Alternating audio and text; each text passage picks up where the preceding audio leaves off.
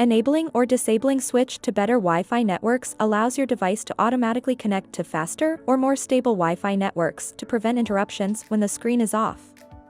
Here's how it's done. First, tap the home button to return to the home screen.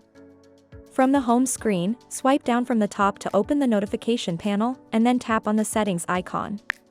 In the settings menu, find and tap on connections. Next, tap on Wi-Fi.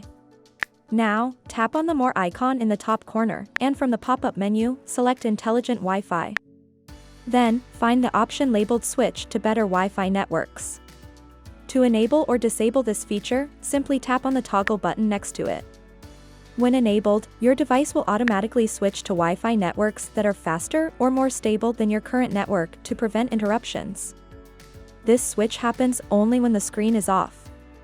Once you've made your selection, you can tap on the back key or press the home button to return to the home screen. And that's it. You've successfully managed the switch to better Wi-Fi networks setting on your Galaxy S24 Ultra. If you found this video helpful, please subscribe for more tutorials. Thanks for watching.